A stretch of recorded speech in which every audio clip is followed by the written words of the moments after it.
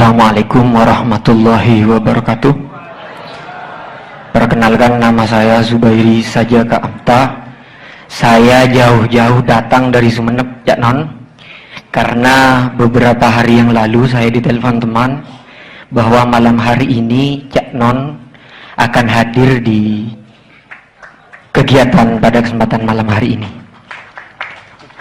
Satu hal yang selama ini menjadi hantu di pikiran saya beberapa bulan terakhir ini, Indonesia heboh dengan program bela negara. Di Madura heboh dengan isu Madura provinsi, karena selama ini Madura ternyata sebagai penyuplai dari sektor migas terbesar ternyata hanya mendapatkan sekian persen, dan itu tidak cukup untuk masyarakat Madura dibilang sejahtera. Bagaimana kemudian kita semua ini, bangsa Indonesia, mencintai negara kesatuan Republik Indonesia, jika semua orang bebas masuk, bebas menjadi pembicara, yang kemudian kapasitas keilmuan yang dimiliki tidak sesuai dengan apa yang kita harapkan, bagaimana mungkin bangsa kita ini menjadi bangsa yang superpower jika masuknya orang-orang bebas masuk tanpa kemudian ada filter yang jelas? Di Turki, di Malaysia, itu tidak sembarang orang, tidak sembarang pendatang yang masuk ke dua negara tersebut tiba-tiba langsung menjadi pembicara. Saya merasa sakit hati jika kemudian seperti pembicara satu orang barusan, bule dari Amerika katanya, yang 10 tahun ada di Indonesia, ternyata beliau itu tidak fasih berbahasa Indonesia. Bagaimana mungkin ini merupakan sebuah penjajahan? Seperti yang disampaikan barusan, tak satupun negara di dunia ini yang berani menjajah kita, tak satupun bangsa superpower di dunia ini yang berani menjajah kita. Tetapi kemudian 10 tahun, bayangkan saudara-saudara, 10 tahun hidup di Indonesia, ternyata dia tidak tahu bahasa Indonesia. Apakah ini tidak merupakan sebuah penjajahan dan pengkerdilan masa depan anak bangsa kita? Begitu kira-kira. Mohon ditanggapi. Oke, Cak Non.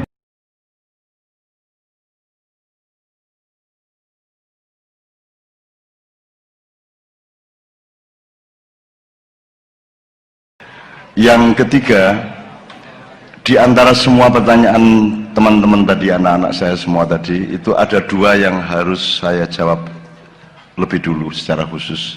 Yang pertama mengenai teman saya dari Sumeneb ya, yang sangat marah dan sangat tersinggung kepada Pak Not Sofik ya, karena ilmunya menurut dia belum memadai. Nomor dua, sudah 10 tahun lebih di sini kok belum bisa berbahasa Indonesia. Oke, saya minta tolong dulu kepada Mas Jamal menceritakan tentang bagaimana orang-orang Madura di Amerika. Gitu. Mungkin tadi sudah, tapi saya mohon diulang.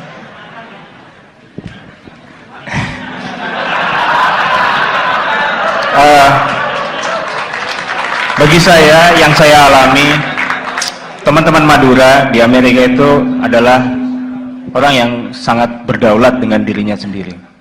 Jadi selama 15 tahun itu bahasa Inggrisnya yang tidak lancar. Tidak lancar. Karena itu tadi seperti yang sudah saya sampaikan, saya ceritakan, itu ilmu yang sangat membuat saya percaya diri ketika mereka memberikan pedoman itu buat saya, bahwa ya saya dari kecil bahasa Madura, 20 tahun saya bahasa Madura, terus saya suruh ke Amerika ngomong bahasa Inggris, bilang kalau dia nggak paham salah sampean bukan salah saya, gitu kan. Itu logis banget itu, karena ya kalau saya dari kecil ngomong bahasa Inggris, kemudian saya ngomong bahasa Inggris ke orang bule, mereka nggak paham, ya itu salah saya.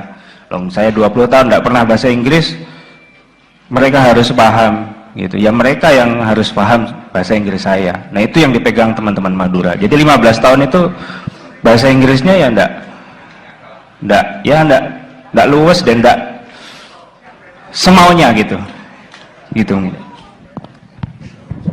Oke, jadi teman-teman Madura, saya juga ketemu teman-teman Madura di sejumlah tempat di Amerika dan mereka rata-rata tidak lancar berbahasa Inggris dan saya tidak menuduh mereka menjajah Amerika.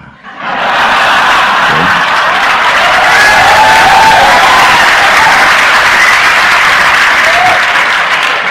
Saya bangga kepada teman-teman Madura itu karena dengan keterbatasan bahasanya mereka sanggup menembus berbagai macam halangan-halangan untuk bisa bekerja dengan normal di sana, ya. Padahal di satu kota saja yang namanya Philadelphia itu orang Indonesia di sana tidak ada, sekitar 5.000 yang ilegal. Ilegal itu dia di sana gelap, dia tidak punya tidak punya paspor, bukan penduduk resmi dan seterusnya, bekerja di sana. Sehingga Amerika begitu longgarnya sebenarnya. Saya bukan berarti pendukung Amerika, ya. Pak Nur Sofik tadi kesini itu kenapa dia hidup di Indonesia, kan dia tidak setuju kepada Washington, dia tidak setuju kepada polisi-polisi Amerika, maka dia tidak mau hidup di Amerika, gitu ya.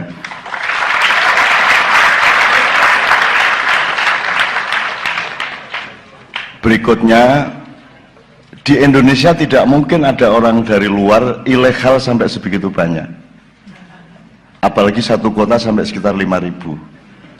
Jadi ketahuilah bahwa bangsamu itu lebih kurang ajar daripada bangsa-bangsa lain, ya. Oke.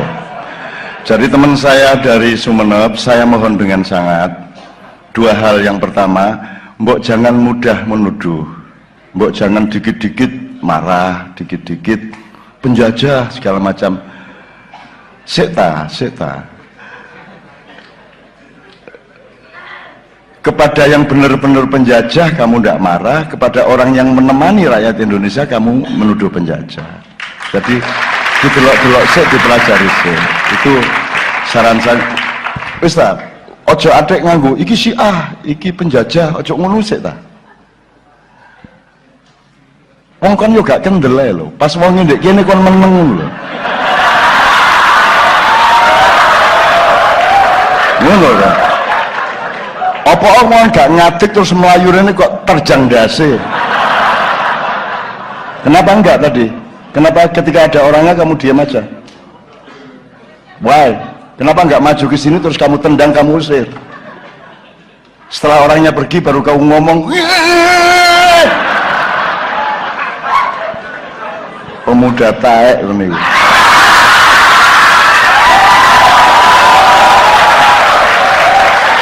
Ini ya, Amerika itu enggak satu, ada Amerika Demokrat, ada Amerika Republik, ada pemerintah Amerika, ada rakyat Amerika. Itu beda. Ada Kennedy, ada Doodle. Doodle itu orang yang merekayasa membunuh Kennedy, karena Kennedy itu berjanji sama Bung Karno untuk tidak ngutik-utik Freeport. Padahal mantan Direktur CIA Doodle itu memang merencanakan untuk merampok Freeport, maka Kennedy dibunuh. Jadi kamu jangan benci Kennedy, karena Kennedy itu membela Indonesia. Kennedy orang Amerika, gitu loh. Jadi Amerika itu macam-macam, gitu loh.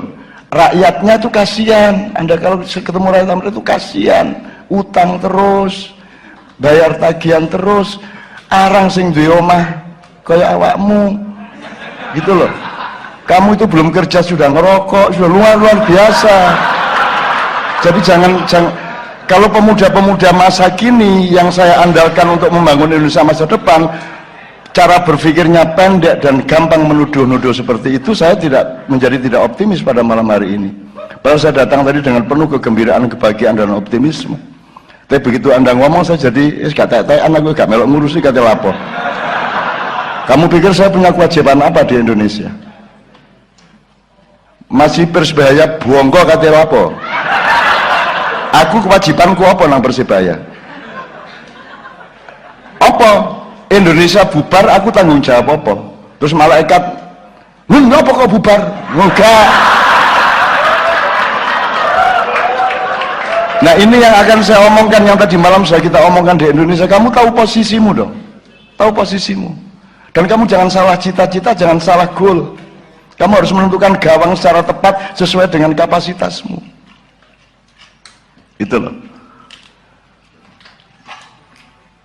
Ya apa sih kan? Gini, Yahudi itu beda, Yahudi A, Yahudi B, Yahudi C, itu beda.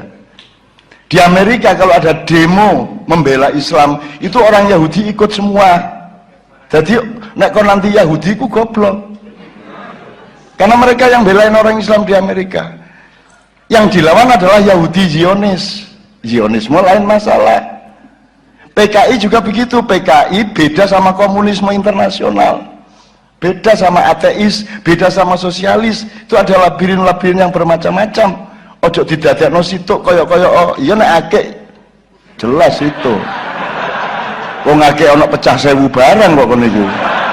Itu ya. Jadi, Mas, kalau kamu sesak nafas seperti itu, lama-lama ndasmu pecah temenan. Anda piye kok mungkin nemen deh.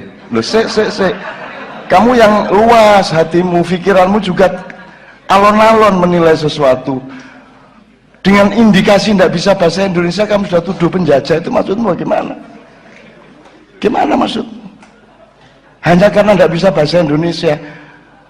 2,5 juta jamaah haji ke Arab, gak ono sing iso cara Arab.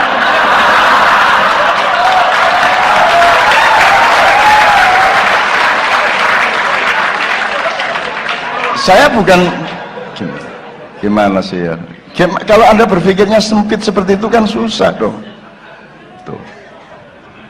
Dan yang paling saya sesalkan adalah ketika ada orangnya Anda diem aja, duduk Madura ngono iku rek.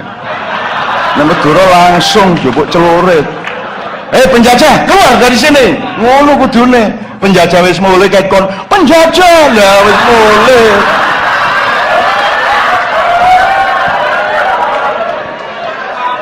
Saya kesini ingin menemukan kebanggaan kepada anak-anak muda. Saya kesini sudah bangga dengan Anda semua. Tidak ada di seluruh dunia orang mau dan kuat berpikir berjam-jam sampai menjelang pagi, kecuali di acara Ma'iyah.